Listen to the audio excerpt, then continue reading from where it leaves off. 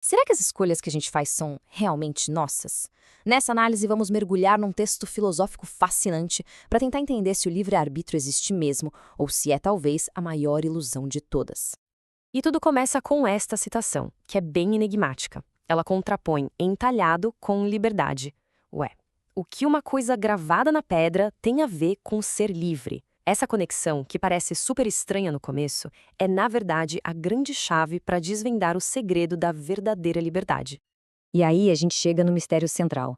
Como é que liberdade pode ter a ver com se livrar da própria morte? Parece uma ligação impossível, né?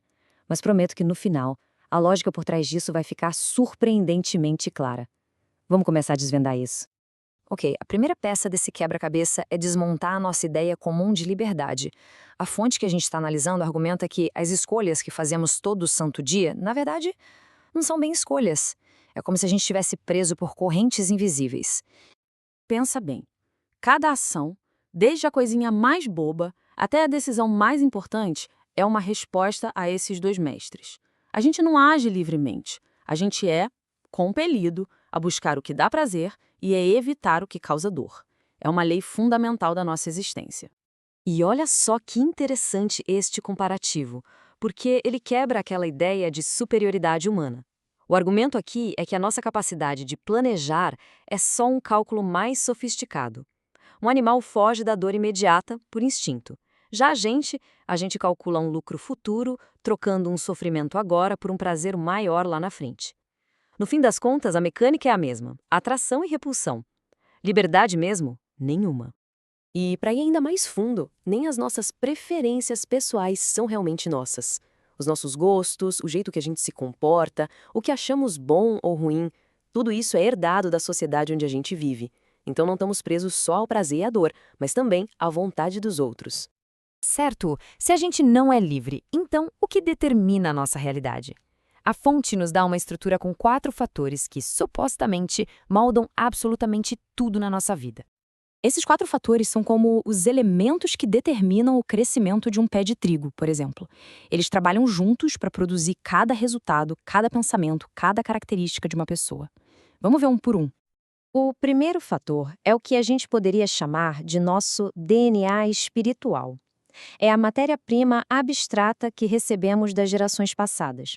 Não são ideias prontas, mas sim tendências. A propensão a ser generoso ou mesquinho, por exemplo, é o nosso ponto de partida. O segundo fator é uma lei que não muda. A essência da nossa fonte não pode ser alterada. Uma semente de trigo, não importa o quão bom seja o solo, nunca vai virar outra coisa que não seja trigo. Da mesma forma, a essência das nossas tendências herdadas se mantém. Agora, o terceiro fator é onde a mudança começa a acontecer. É a interação da nossa fonte interna com o ambiente. Assim como o solo, a chuva e o sol afetam o trigo, a sociedade e as nossas experiências transformam aquelas tendências abstratas em crenças e ideias concretas. E por último, o quarto fator são as influências indiretas, muitas vezes aleatórias. Para o trigo, seria uma chuva de granizo. Para uma pessoa, pode ser uma crise financeira, um encontro inesperado, algo que muda completamente o rumo dos pensamentos, mesmo sem ter uma relação direta com o seu desenvolvimento interno. Então, peraí, se esses 4 fatores determinam tudo, a gente é só uma máquina? Um robô programado? A fonte argumenta que não. Existe um ponto, um único lugarzinho onde a liberdade de verdade existe. Se cada pensamento, cada ação é só o resultado desses 4 fatores, onde é que a escolha se encaixa? Parece que não sobra espaço para ela, né? E aqui está a grande virada. O nosso poder não está em controlar diretamente os pensamentos ou as ações, porque eles já são o resultado final de um processo. A nossa única liberdade real está lá no comecinho, na escolha deliberada do nosso ambiente, das influências que vão nos moldar. É exatamente aqui que o livre-arbítrio é exercido. A gente seria julgado e recompensado não pelas ações em si, que seriam obrigatórias, mas pelo esforço que a gente investe em escolher um ambiente melhor. Ao escolher os livros, os amigos, os mentores certos, é como se a gente estivesse plantando a nossa fonte no solo mais fértil possível. E esse princípio de escolher o ambiente cria uma tensão super interessante entre o que o indivíduo precisa e o que a sociedade precisa. Isso aqui ilustra uma dualidade central de forma brilhante. Para a sociedade funcionar no plano físico, para ter ordem e estabilidade, o indivíduo tem que se submeter à maioria. É uma lei da natureza.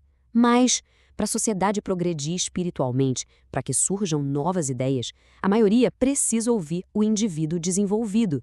E esse indivíduo é sempre uma minoria. Bom, agora a gente tem todas as peças para resolver aquele mistério lá do começo. Para isso, a gente precisa entender o que o eu, o nosso ego, realmente é, de acordo com essa fonte. A fonte define o eu não como uma alma, mas como uma força única e fundamental: o desejo de receber. Essa é a única coisa que realmente nos forma. E esse desejo, por natureza, é um vazio que precisa de um objeto, algo para preenchê-lo, para poder existir. A vida, então, é esse desejo em ação, se apegando às coisas finitas do mundo. Só que conforme a gente envelhece, o corpo enfraquece e o desejo entra em desespero, porque sabe que não vai poder receber de novo. Esse desapego gradual e desesperado das coisas do mundo é em si um processo lento de morte. E aqui estamos de volta à nossa citação inicial. Depois de tudo isso que a gente viu, o significado dela se transforma completamente. A peça final do quebra-cabeça está prestes a se encaixar.